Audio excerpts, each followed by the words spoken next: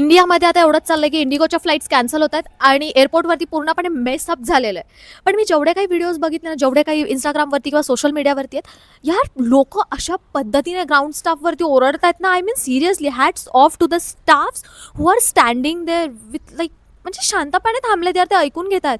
ते तरी बिचारे काय करणार आहेत, फ्लाईट उडवू तर शकत नाही आहेत ना, करेक्ट ना. काहीतरी रिझनमुळे कॅन्सल झालं आहे, माहिती आहे की हे इनकन्व्हिनियंट आहे प्रत्येकासाठी, प्रत्येकाचे प्लॅन्स असतात, may be health issue, may be काही ना काहीतरी इम्पॉर्टंट असतं, माहिती आहे. पण काय करणार आहेत, सी ग्राउंड स्टाफ्सला एवढेच ते काय करू शकतात, सी तुमचं तिकीट कॅन्सल करून तुम्हाला इधर फुल रिफंड देऊ शकतात, तुम्हाला नेक्स्ट अवेलेबल फ्लाईट देऊ शकतात, हे एवढंच करू शकतात, हे एवढंच त्यांच्या हातात आहे.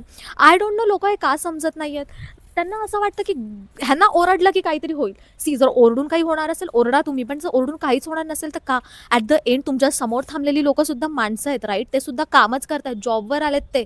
त्यांचं स्वतःचं नाही आहे कंपनी की त्यांनी स्वतःनेच कॅन्सल केली आहे फ्लाईट, की आता हां आम्हाला ह्यांना जायलाच द्यायचं नाही आहे, राईट. सो थोडा तरी आय मीन सेन्स असं पण नाही, पण कॉमन सेन्स तर असायला हवा यार थोडासा तरी. प्रत्येकामध्ये पॅथेटिक चाललं आहे, म्हणजे ज्या पद्धतीने ओरडत आहेत ना ग्राउंड स्टाफवरती, मी व्हिडिओजमध्ये बघितलं, पाणी फेकतायत, म्हणजे का.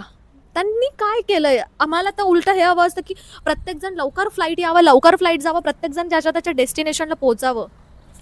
सो सो जसं आम्ही समजून घेतो, आम्ही ट्राय करतो आमचं बेस्ट, पण समोरच्या 60-70-100 लोकांनी जर बोलायला दिलं तर आम्ही सांगणार ना, what is your next plan, call your manager, हे असं नसतं यार.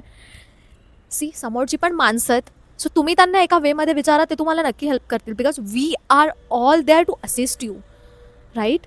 सो जस्ट थोडा विचार करून जे पण असेल ते बोला.